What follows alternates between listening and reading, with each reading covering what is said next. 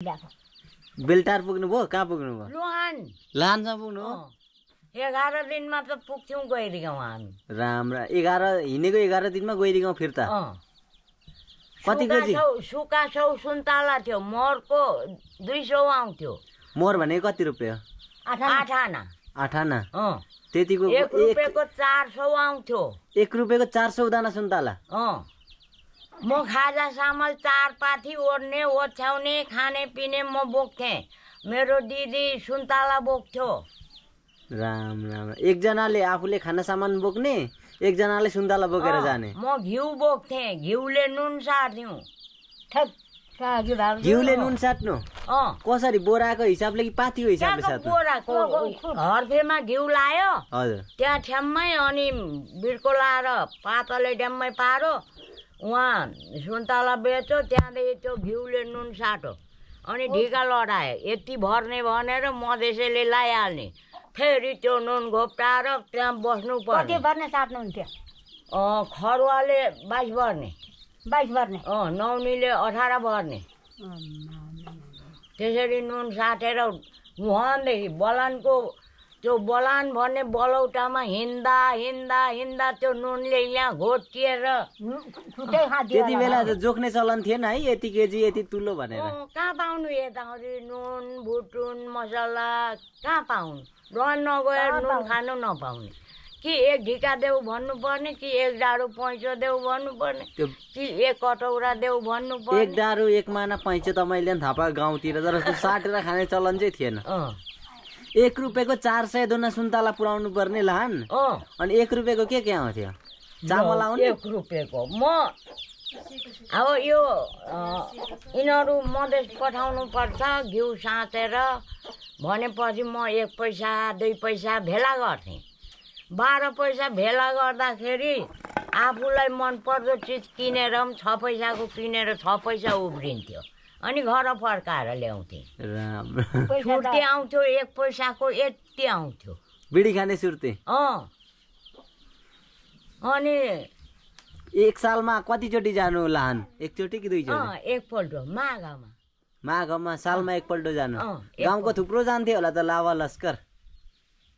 25 जना 26 जना जानु पर्ने राम कतिजना भात पकाएर खाने एउटा भाँडामा भान्सा हुन्थ्यो 4 जना 5 जना काइदे हुन्छ 50 जना अनि मासु सुकाको जनको सुकाको खायो 2 जना छ भने मोहर 1 जना छ भने 4 आना कसरी आउँछ सुका भनेको चाहिँ कति पैसा हो 4 आना 25 पैसा 25 पैसा कति आउँथ्यो यति आउँथ्यो नि मासु खाइ नसक्थ्यो लाहान जाँदा त त्यस्तो उकालो नपर्ने तेर्से कि यो ऊबाट जानु यहाँ त्यहाँ त्यहाँ जयसरामपा बाबै के भन्थ्यो नसत है केटाकेटी हो डर हुन्छ भन्थ्यो सुती रोज्ने गर्ने तरिने उब्दाउने बाघ लाग्थ्यो हरियो चौरमा एउटा खायो अरे नयाँ बस्तीमा सार्की खायो भन्थ्यो त्यो सल्लेको उकालो हुँदै जानु पर्ने होइन चिसापानीको उकालो राम त्यो त थोरै उकालो छैन सल्लेको उकालो हात्ती पाइले मुर्कुची पुग्नु भन्दा पहिला है कटेर घारी यतिकै त्यो लाहानबाट लाहान पहिला चाहिँ लाहान जानुहुन्थ्यो पछाडि चाहिँ फेरि मुर्कुचीबाट ल्याउनु सुरु गरेको थियो होइन मुर्कुचीबाट ल्याउँदा चाहिँ मलाई नै पुऱ्याउनु पर्ने नि मुर्कुचीतिर नलिने है 1 भारी राख्थ्यो नभए लोहा नै पुऱ्याउनु पर्ने तरी जङ्गल पहिला त त्यो चामलको बोराहरू पनि कति 50 केजीको पो हुन्थ्यो त है 30 केजीको 30 केजीको हुँदैन थियो कहाँ पाउनु यताउति चामलको भात खानु पर्यो भने जानुपर्ने लोहानमा उसिनेको चामल कति जोखेर दिन्थ्यो बगडा चामल के दिन्छौ अब मैले त सल्लेबाट चाहिँ चामल बोकेको थिएँ एकचोटि अरू त थाहा छैन त्यो सल्लेको उकालो चाहिँ मलाई याद छ चिसापानीसम्म पुगेको छु क्या कोदोको पिठो बोक्यो मकै चामल बोक्यो करेला दाना बोक्यो साग बोक्यो तर जस्तै पनि परदेशमा मिठो हुन्छ नि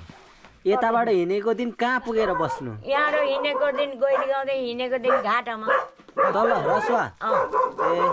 नजिकै उतिखेर पुल थिएन नाउमा ए पुल पनि थिएन त्यो रसुवाको है नाउमा तर्नु पर्ने डुङ्गामा अनि त्यो डुङ्गामा तरेको एकजना तरेको चाहिँ कति दिनुपर्ने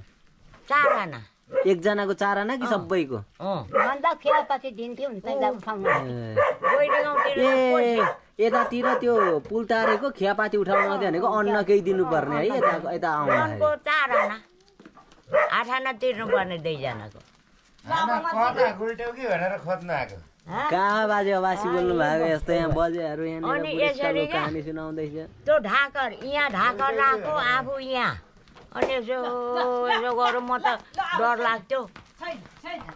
गरेर हिँड्थेँ अनि ढङ गऱ्यो भने मुटु चिसो हुन्थ्यो क्या अनि को यहाँ पुष्कलहरूको भारी बोकेर आउँदा को डुबेर मरेको पनि अरे त भस्ने सन्तुके दाजै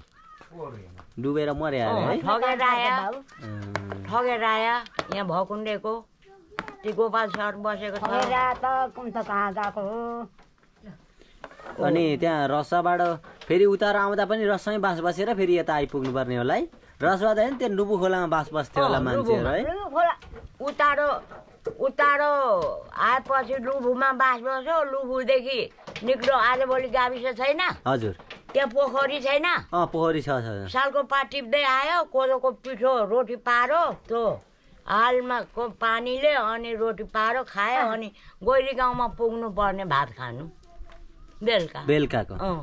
त्यहाँ त्यो पोखरीको पानी उगाएर चाहिँ रोटी पाएर त्यहाँ खाजा खानु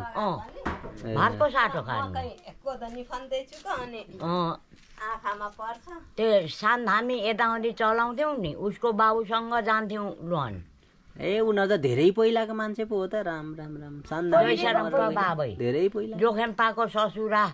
पनि जान्थ्यो जोखेम्पा भने नाम चाहिँ सुनेको हो अम्बिबरको टिप्पा ए